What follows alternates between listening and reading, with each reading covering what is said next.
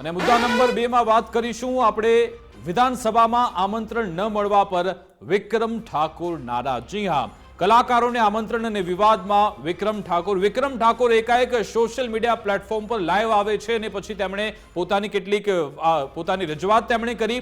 સાથે સાથે એમના જ લાઈવમાં પછી નવગણજી ઠાકોર પણ જોડાય છે, જે ક્ષત્રિય ઠાકોર એકતા સમિતિના આગેવાન છે। આ બંને પછી સંવાદ કરે છે અને આ સંવાદમાં વિક્રમ ઠાકોર કહે છે કે વિધાનસભામાં તમે હમણાં થોડા દિવસ પહેલા કેટલાક કલાકારોને, લોક સાહિત્યકારોને તમે આમંત્રિત તો કર્યા, હું તેમના સન્માનથી ખુશ છું, પરંતુ ઠાકોર સમાજના કે ક્ષત્રિય સમાજના એક પણ આવા કલાકારોને તમે કેમ ન બોલાવ્યા, તેને લઈ હું નારાજ છું। આવી સરેઆમ તેમણે વાત કરી છે। ઠાકોર ક્ષત્રિય સમાજના કલાકારોને ન જોયા ત્યાં એનું મને દુઃખ છે, એવું વિક્રમ ઠાકોરે કહ્યું। અલગ અલગ લોક કલાકારોને તમે વિધાનસભામાં આમંત્રિત કર્યા, મને ન બોલાવ્યો એનું દુઃખ નથી, પણ બે સમાજના કલાકાર કેમ નથી? ઠાકોર સમાજના રાજકીય નેતાઓને પણ આને દેખાયું, એ સવાલ પણ વિક્રમ ઠાકોરે પૂછ્યો। એટલે કે જે ઠાકોર સમાજના આગેવાનો છે તેમને પણ આંગળી ચીધી વિક્રમ ઠાકોરે સવાલ પૂછ્યો કે શું તમને દેખાતું નથી કે અહીંયા જો માન સન્માન થઈ રહ્યું છે કલાકારોનું, તો ઠાકોર સમાજને તેમાંથી કેમ બાકાત રખાયા? એ સવાલ પણ આજે વિક્રમ ઠાકોરે પૂછ્યો છે। ઠાકોર સમાજના રાજકીય નેતાઓ કેમ કશું બોલતા નથી? નવગણજી ઠાકોરે પણ કહ્યું કે આમંત્રણ ન મળવાની વાત એ અપમાન સમાન છે। એટલે કે મુફદ્દલ હવે એ પણ સામે આવ્યું કે કલાકારોમાં પણ આ રીતે બે જૂથ ચાલી રહ્યા છે, એ બે ફાંટા પડેલા છે કે ભાઈ આ રાજકીય પાર્ટીના આની સાથે છે, અથવા તો એમાં પણ સમાજવાદ અને જ્ઞાતિવાદ છે। વિક્રમ ઠાકોરે જે લાઈવ કર્યું ને એમાં આ એક વાત તો કરી છે, પણ એમણે બીજો પણ એક સૌથી મોટો જે આંગળી ચીંધી એમણે કે આ લોકોના ગ્રુપ થઈ ગયા છે, એટલે કલાકારોના ગ્રુપ થઈ ગયા છે। એક ગ્રુપ ચોક્કસ જનસમૂહને અથવા તો પક્ષને સમર્થન કરે છે અને બીજું ગ્રુપ છે બીજા પક્ષને સમર્થન કરે છે। આવું કંઈક આમાંથી ભાવાર્થ નીકળે છે।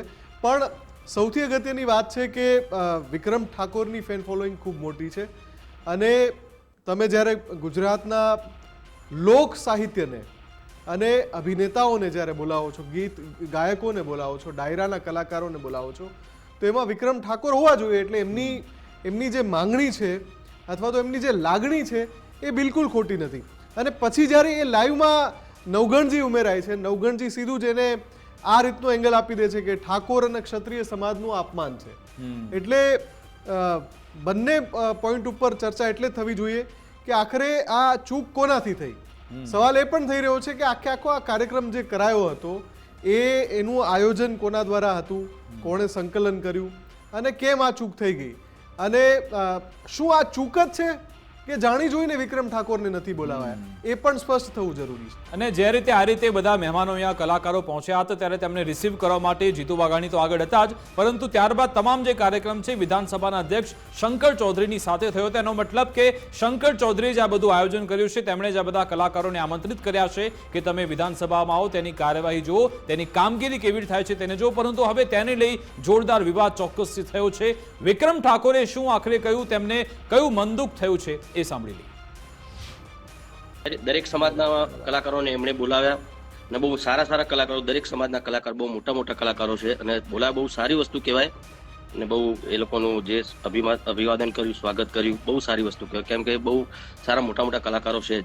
એટલે મને દુઃખ એ થયું કે ભાઈ ચલો મને બોલાવે ના બોલાવે એની વાત નથી, પણ મારા ઠાકોર સમાજના, ક્ષત્રિય સમાજના ઘણા બધા કલાકારો એવા છે, બહુ સારા સંતવાણી પણ કરે છે, સારું ભજનો પણ ગાય છે, સારું સાહિત્ય પણ કરે છે। ઘણા બધા કલાકારો એવા છે કે જે સારા લેવલ પર છે। મારી વાત તો ચલો ભાઈ બધાને ખબર જ છે, એ ઠીક વાત છે, પણ મને પણ દુઃખ થયું કે મારા ઠાકોર સમાજના કોઈ બી એક કલાકારને બોલાયો હોય તો સારું લાગે, પણ એમણે જે કર્યું, હું તો નગણજી એટલું જ કહીશ કે આપણા સમાજના નેતાઓ પણ ઘણા બધા છે, બહુ આપણા સમાજના નેતાઓ, તો એ નેતાઓ બી તો આપણી સાથે અભિનેતા વિક્રમ ઠાકોર જોડાઈ ગયા છે। વિક્રમજી, સ્વાગત છે આપનું ગુજરાત ફર્સ્ટમાં। આપની લાગણી આપે સોશિયલ મીડિયાના માધ્યમથી પ્રસ્તુત કરી। આપને શું લાગે છે વિક્રમજી, આ ચૂક પણ હોઈ શકે છે? કદાચ એવું પણ થયું હોય કે ચૂક થઈ ગઈ હોય અને આપનું નામ રહી ગયું હોય, કે આપને લાગે છે કે ઈરાદાપૂર્વક આપને નથી બોલાવાયા? અરે પહેલી વસ્તુ તો એ કહું છું, પેલો અવાજ ઓછો કરો ને થોડો, બહુ એનો ડિસ્ટર્બ આવે છે મને। હાલો જી હેલો જી પહેલી વસ્તુ, મને બોલાવવાની ચૂક થઈ ગઈ એનો મને કઈ વાંધો નથી। ઓકે, બરાબર, મને પ્રોબ્લેમ એ છે, ચલો મને મારા સમાજના ઘણા બધા આગેવાનો, બધા બીજા સમાજના બી ઘણા બધા આગેવાનો ચાહકોના ફોન આવ્યા. હમ જ્યારે મેં જોયું હતું તો સોશિયલ મીડિયા ઉપર આજે એમનું સન્માન બધું કર્યું, ત્યારે મારા ફોન આવ્યા બધા. તો એમણે કીધું કે ભાઈ તમને બોલાયા હતા? મૂકું ના ભાઈ મને ખબર નહીં, મને બોલાયા નથી. કે આવી રીતે સન્માન બધાનું કર્યું? તો મને ખબર નથી, કદાચ બોલાયો તો કદાચ મારા ફોન બંધ હોઈ શકે છે, શૂટિંગમાં હોય તો કદાચ વાત ના થઈ શકે, તો એવું બની શકે એમ. મેં વાત કરી. પછી મને કઈ વાંધો, પણ આપણા સમાજના બીજા કોઈ કલાકાર ના પીવે નથી બોલાયા એ લોકોએ. મૂકું તો એવું ના ચાલે યાર, બોલાવવા જોઈએ ને. ચલો ભાઈ. અચ્છા વિક્રમજી, એ વિડીયો આપનું એ લાઈવ સેશન અમે સાંભળ્યું, તો એમાં આપ એની પણ વાત કરતા હતા કે એવોર્ડ સમારંભમાં પણ તમે જતા નથી કારણ કે અગાઉ તમને કડવા અનુભવ થયા અને ત્યારબાદ તમે આ વાત મૂકી. તો આપને એવું લાગે છે કે આપને આ રીતે જાહેર માધ્યમમાં, જાહેર મંચથી આપને સાઇડલાઇન કરી રહ્યા છે, ક્યાંક આપને એવું લાગે છે ખરા? હા, મેં ના કીધું પહેલાના જે ટાઈમમાં એવોર્ડ બધા ફંક્શન થતા હતા એ બધા ફિક્સ જ હોતા હતા કે ભાઈ આને જ એવોર્ડ આપો તો આને એવોર્ડ આપો એમ. તો હું ખરીદેલા એવોર્ડ કે જે સમજો એ મને બી 1-2 એવોર્ડમાં બોલાવ્યો, મને ખબર પડી હતી કે ભાઈ આમાં આ લોકો આ બધું આમાં બી પોલિટિક્સ જ છે, તો પછી હું જતો જ નથી એવોર્ડમાં કદી. બરાબર? એ વસ્તુ ને આ વસ્તુ અલગ છે.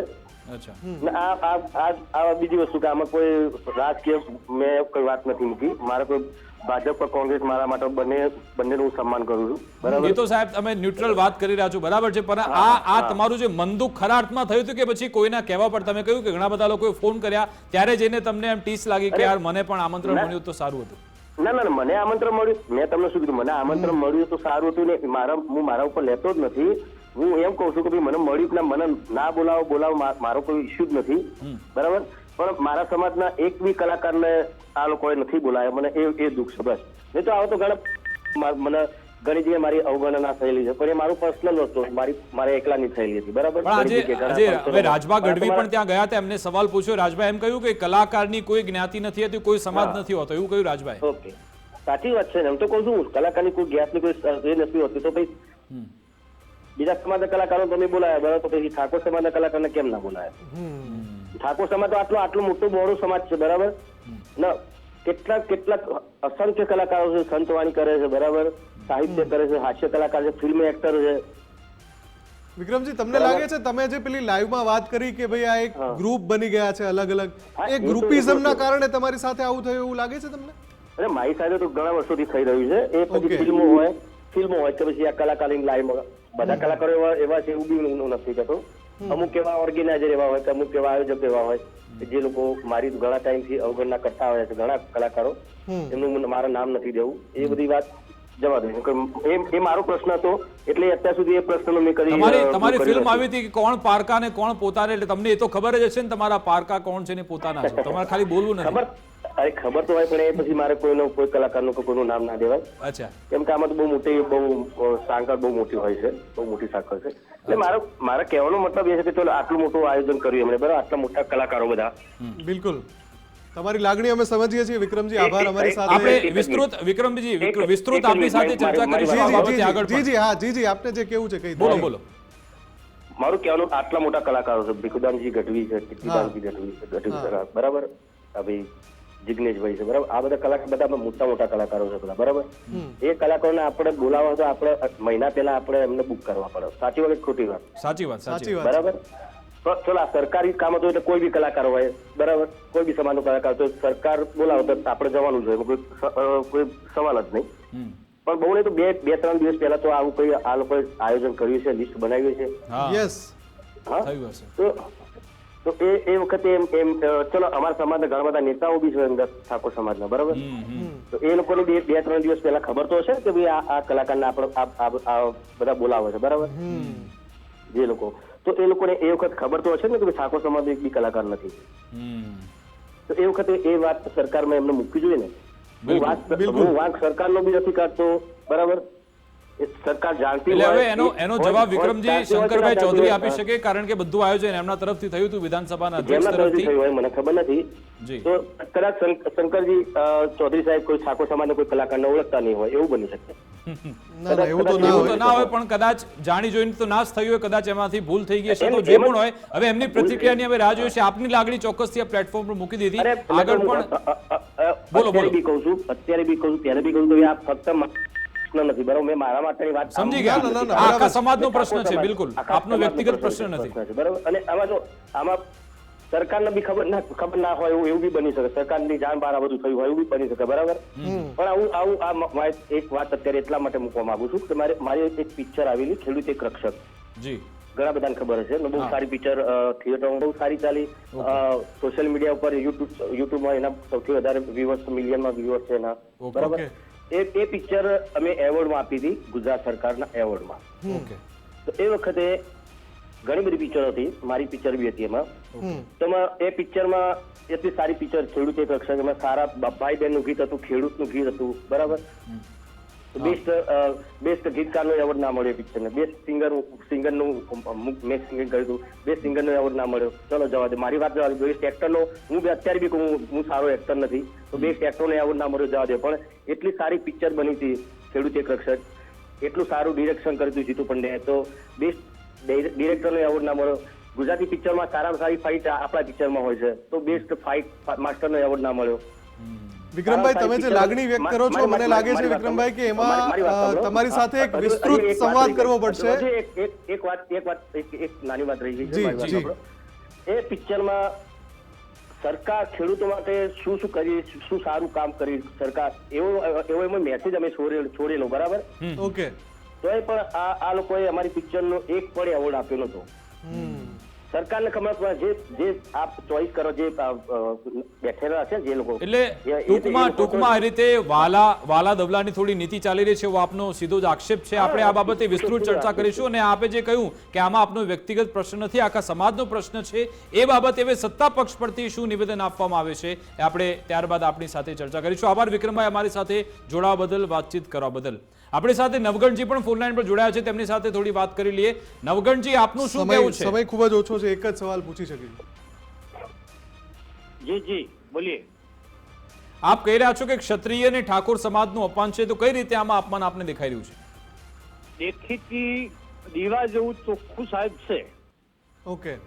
કે દરેક સમાજના કલાકારોને વિધાનસભામાં બોલાવીને સન્માન કર્યું, વિધાનસભામાં એમને માન આપ્યું, સન્માન આપ્યું.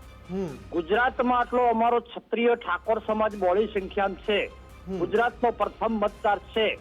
અમારી સમાજમાં સારા ઓછામાં ઓછા 500 હેક્ટર છે, છતાં એક પણ ક્ષત્રિય સમાજના કલાકારને આ લોકોએ અંદર ઇન્વાઇટ ના કર્યો.